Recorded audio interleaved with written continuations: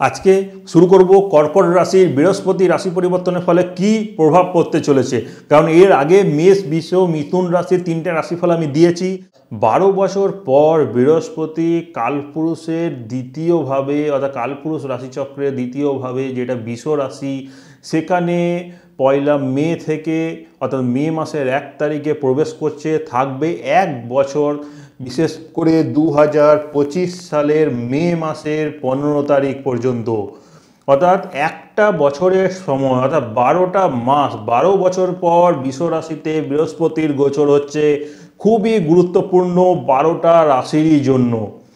কারণ দ্বিতীয় ভাব আমরা জানি অর্থের ভাব, কুটুম্বের ভাব, পরিবার বৃদ্ধির ঘর। সেখানে বৃহস্পতির মতো গ্রহ যে দীর্ঘকালীন সময় নিয়ে অর্থাৎ একটা বছর একই রাশিতে অবস্থান করবে এবং যেটা কালপুরুষের দ্বিতীয় রাশি বা শুক্রের রাশি বৃষ রাশি, সেখানে বৃহস্পতির অবস্থানের জন্য আপনাদের প্রত্যেককে কি ফলাফল হতে চলেছে, কি পরিবর্তন আসবে জীবনে, কি কোন কোন জায়গা বিশেষ করে বাধা রয়েছে, কি উন্নতির দিক রয়েছে, কি করলে আরও ভালো হবে, বাধা বিঘ্ন কেটে যাবে, বৃহস্পতির শুভ ফল আপনারা পেতে চলেছেন।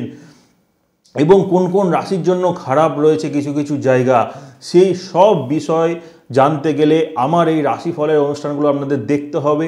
আমি প্রত্যেকটা রাশির নির্দিষ্ট করে এক একটা অনুষ্ঠান দেব।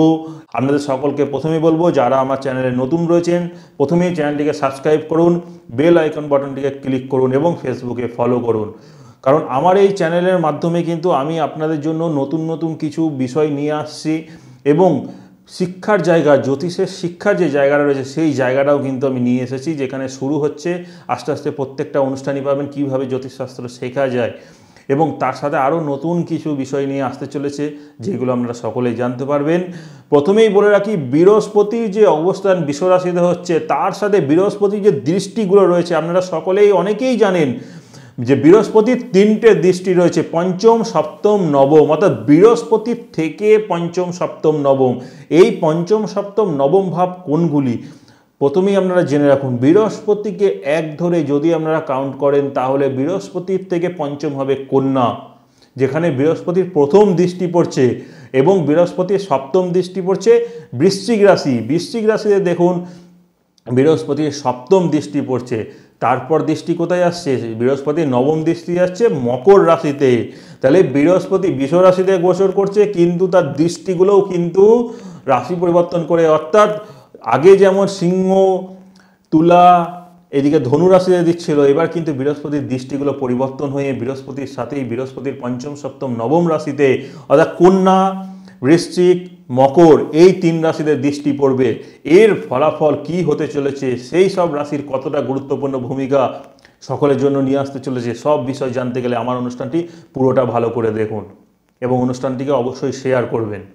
আজকে আমাদের বলবো কর্কট রাশি জাতক জাতিকাদের বৃহস্পতি একাদশ স্থানে গোচর করেছে। আপনাদের বর্তমান সময়ে শনির ঢাইয়া চলছে। আমাকে কমেন্টও করেছেন যে এই ঢাইয়ার প্রভাব কি করে কমবে বলুন, আমি তাকে উত্তরও দিয়েছি। কিন্তু তার সাথেও আপনাদের বলবো এই ঢাইয়ার প্রভাব এবার অটোমেটিক্যালি গ্রহের অবস্থানের পরিবর্তনের জন্যই কমতে চলেছে। বৃহস্পতি একাদশ স্থানে খুবই ভালো ফলাফল দিয়ে থাকে। নিজের লাভভাবে সাফল্যের জায়গায় বৃহস্পতির গোচর আপনাদের জন্য খুব ভালো হতে চলেছে।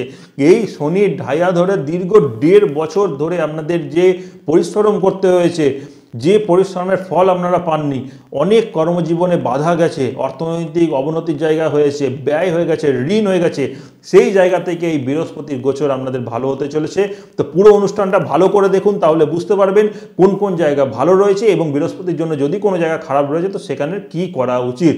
তো প্রথমেই আপনাদের বলে রাখি, কর্কট রাশির জাতক জাতিকাদের একাদশে বৃহস্পতি গোচর হচ্ছে। এই বৃহস্পতি দৃষ্টি দিচ্ছে আপনার রাশি সাপেক্ষে 3য় স্থানে, আপনার রাশির পঞ্চমে, আপনার রাশির সপ্তমে। তো বৃহস্পতি যখন একাদশে গোচর করে লাভভাবে, সেখানে অর্থনৈতিক উন্নতি, হঠাৎ প্রাপ্তি, হঠাৎ কোথাও থেকেও টাকা পাওয়া বা কোনো ম্যাচুরিটি হঠাৎ করে হচ্ছে, সেই সব জায়গা থেকে লাভ আপনাদের কিন্তু নির্দেশ করছে। পুরনো সম্পত্তি ফিরে পাওয়া সেখানেও কিন্তু যোগ রয়েছে কর্কট রাশির জাতক জাতিকাদের। এর সাথে আপনাদের বলবো বৃহস্পতির দৃষ্টির কারণে তৃতীয় স্থানে, যদি ছোট ভাই বোনের সাথে মতবিরোধ ছিল, অশান্তি হয়েছিল, ঝামেলা ছিল, সেই জায়গাগুলো ঠিক হবে। এবং তার সাথেও তৃতীয় ভাব হচ্ছে কমিউনিকেশন, যোগাযোগ। বৃহস্পতির দৃষ্টির জন্য যোগাযোগের জায়গাগুলো ধীরে ধীরে আপনাদের উন্নতি হবে। কারণ আপনারা জানেন এই ঢাইয়ার সময় কতটা খারাপ পরিস্থিতি আপনাদের মধ্যে গেছে, তাই এই সময়টা ধীরে ধীরে আপনাদের উন্নতির জায়গা বৃহস্পতির দৃষ্টির জন্য নিয়ে আসতে চলেছে। তো সেই দিকটা আপনাদের খুব ভালো হবে। এবং আরেকটা যেটা পঞ্চমী দৃষ্টির কারণে সন্তান প্রাপ্তি, সন্তান যোগের জায়গা রয়েছে।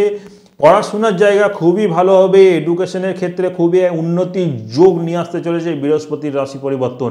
কারণ বৃহস্পতির দৃষ্টির কারণে আপনার পঞ্চম ভাবটা কিন্তু অ্যাক্টিভ হয়ে যাচ্ছে। এখান থেকে কিন্তু পরিশ্রমের ফলটাও আপনি পাবেন। এবং যাদের বিবাহ হয়েছিল, সন্তান হচ্ছিল না, তাদের সন্তান যোগও কিন্তু শুরু হচ্ছে, যে জায়গাটা বিশেষ করে শুভ নির্দেশ করছে। এবং আপনাদের ক্ষেত্রে বলবো বৃহস্পতি আরেকটা দৃষ্টি সপ্তম স্থানে রয়েছে। সপ্তমে বৃহস্পতির দৃষ্টির কারণে এখানে মনে রাখতে হবে বিবাহের যাদের বয়স হয়েছিল, বিবাহ হচ্ছিল না, তাদের বিবাহের শুভ যোগ নিয়ে আসতে চলেছে এই বৃহস্পতির দৃষ্টির জন্য বিবাহতে উন্নতির যোগ হবে। অর্থাৎ বিবাহিত জীবনেও বিশেষ করে যাদের ঝামেলা অশান্তি ছিল তাদের সম্পর্কগুলো ভালো হবে। যাদের বিবাহের বয়স হয়েছিল, বিবাহ হচ্ছিল না, বহুদিন থেকে দেখাশোনা করছেন, ভেঙে যাচ্ছে, তাদের বিবাহের যোগ বৃহস্পতি শুরু হচ্ছে। যদি ছকে কোনোরকম কোনো দোষ ত্রুটি থাকে সেই জায়গাগুলো এই সময় প্রতিকার প্রতিবিধান করালে আপনাদের অবশ্যই কাজ কিন্তু হবে। তাই কর্কট রাশি জাতক জাতিকাদের বলবো এই যে বিষয়গুলো নিয়ে বললাম, আপনাদের মোটামুটি ভালো সময় কিন্তু বৃহস্পতি নিয়ে আসতে চলেছে। অনুষ্ঠানটি ভালো লাগলে শেয়ার করুন, চ্যানেলটিকে সাবস্ক্রাইব করুন, ফেসবুকে ফলো করুন এবং অবশ্যই করে কমেন্ট করে জানাবেন যদি আরও অন্যান্য কোনো বিষয়ে জানার থাকে। অনুষ্ঠান এখানেই শেষ করব। পরবর্তী রাশির জন্য আমার পরবর্তী অনুষ্ঠান দেখতে থাকুন। অর্থাৎ সিংহ রাশির জন্য পরবর্তী অনুষ্ঠানে আমি সিংহ রাশির এই ফলাফল দেব।